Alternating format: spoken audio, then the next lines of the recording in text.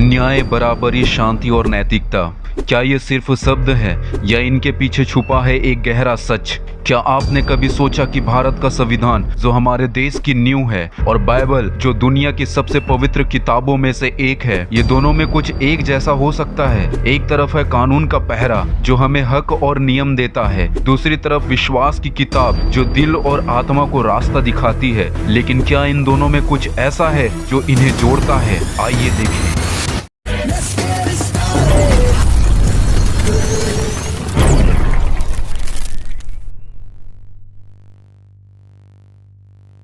तो इस वीडियो पर हम बाइबल और संविधान के बीच में समानताओं को देखेंगे। इसे हम 7 बिंदुओं के आधार पे देखेंगे। पहला है न्याय और समानता का सिद्धांत। भारतीय संविधान का अनुच्छेद 14 सभी नागरिकों को कानून के समक्ष समानता, समान संरक्षण की गारंटी देता है। यह भेदभाव के खिलाफ सुरक्षा प्रदान करता है। बाइबल में भी न्याय और समानता की बात की गई है। उदाहरण के लिए गलातियों 3:28 में कहा गया है, न यहूदी, न यूनानी, न दास, न स्वतंत्र, न पुरुष, न स्त्री, क्योंकि तुम सब मसीह यीशु में एक हो। यह सभी मनुष्यों की आध्यात्मिक समानता पर जोर देता है। यदि आम भाषा में कहा जाए, संविधान कहता है कि सबके साथ बराबरी का व्यवहार होना चाहिए, चाहे कोई अमीर हो या गरीब हो या किसी भी धर्म का हो। वहीं बाइबल भी यही कहती है कि परमेश्वर की नजर में सब बराबर है, न कोई छोटा न कोई बड़ा। दोनों का मकसद है कि इंसान इंसान में भेदभाव न हो। दूसरा, स्वतंत्रता और व्यक्तिगत अधिकार।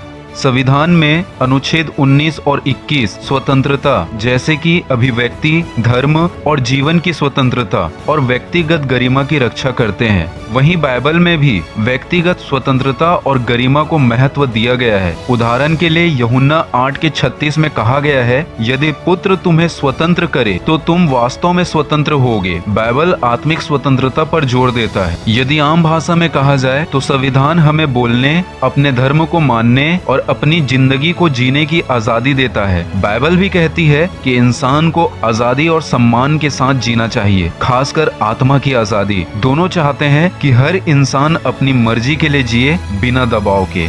तीसरा, नैतिकता और सामाजिक कल्याण। संविधान के नीति निर्देशक तत्व भाग 4 सरकार को सामाजिक कल्याण, शिक्षा और गरीबी उन्मूलन जैसे लक्ष्यों की ओर काम करने का निर्देश देते हैं, जैसे कि अनुच्छेद 38 और 39 में हम पढ़ते हैं। वहीं बाइबल में भी गरीबों, विधवाओं और अनाथों की देखभाल करने का बराबर उल्लेख है। मत्ती 25:40 में यीशु कहते हैं, जो तुमने मेरे इन छोटे से छोटे भाइयों में से किसी एक के लिए किया, वो तुमने मेरे लिए किया। यदि आम भाषा में कहा जाए, संविधान कहता है कि सरकार को गरीबों, कमजोर लोगों की मदद करनी चाहिए, जैसे स्कूल खोलना, नौकरियां देना। वहीं बाइबल भी कहती है कि जरूरतमंदों जैसे अनाथों, विधवाओं की मदद करो। दोनों का एक ही मकसद है और दोनों का कहना है समाज में सबकी भलाई होनी चाहिए।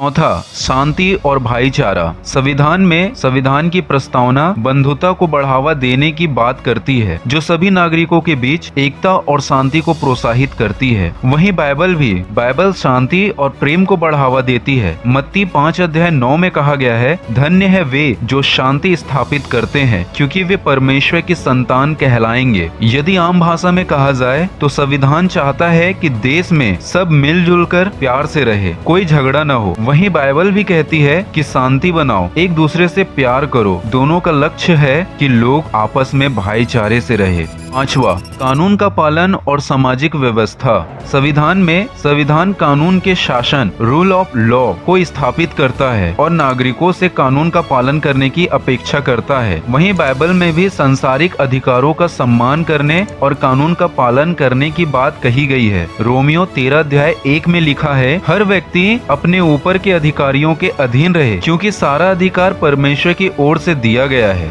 यदि आम भाषा में कहा जाए, संविधान कहता है कि देश का कानून मानो ताकि सब कुछ सुचारू रूप से चले। वहीं बाइबल भी कहती है कि जो सरकार या नियम बनाए गए हैं उनका सम्मान करो। दोनों चाहते हैं कि समाज में व्यवस्था बनी रहे। छठवां, क्षमा और सुधार। संविधान में भारतीय दंड संहिता और संविधान अपराधियों को सुधार और पुनर्वास का अवसर प्रदान करते हैं, जैसे कि प्रोबेशन और पेरोल की व्यवस्था। वहीं बाइबल में भी क्षमा एक केंद्रीय सिद्धांत है। मत्ती 6:14 में यीशु कहते हैं, यदि तुम मनुष्यों के अपराध क्षमा करोगे तो तुम्हारा स्वर्गीय पिता भी तुम्हें क्षमा करेगा। यदि आम भाषा में कहा जाए तो संविधान कहता है कि अगर किसी ने गलती की तो उसे सुधरने का मौका दो, जैसे जेल से छूटने का। बाइबल भी कहती है कि दूसरों की गलतियों को माफ करो, उन्हें नया मौका दो। दोनों का मानना है कि इंसान को सुधरने का अधिकार है। 7वां, सत्य और ईमानदारी। संविधान में सत्य, निष्ठा और पारदर्शिता को महत्व दिया गया है, जैसे कि सूचना का अधिकार RTI और संवैधानिक जीवन में ईमानदारी की अपेक्षा। बाइबल में भी सत्य और ईमानदारी को परमेश्वर के सामने और मनुष्यों के बीच महत्वपूर्ण माना गया है। इफिसियों 4:25 में कहा गया है, इसलिए झूठ को छोड़कर हर एक अपने पड़ोसी से सत्य बोले। यदि आम भाषा में कहा जाए तो संविधान कहता है कि सच बोलो, ईमानदारी से काम करो, जैसे RTI से सच को सामने लाया जाता है। बाइबल भी कहती है कि झूठ छोड़ो, हमेशा सच के साथ रहो। दोनों का कहना है कि जिंदगी में सच और ईमानदारी जरूरी है। तो आज की इस वीडियो में हमने देखा कि संविधान और बाइबल दोनों अलग अलग चीजें हैं, लेकिन दोनों का मकसद इंसानों को बेहतर बनाना है, चाहे वो बराबरी हो या आजादी, मदद, शांति या ईमानदारी की बात हो। दोनों कहते हैं कि इंसान को अच्छा इंसान बनना चाहिए और समाज को बेहतर करना चाहिए। तो इस वीडियो के द्वारा प्रभु आप सबको आशीष दे। आप सबको जय मसीह की।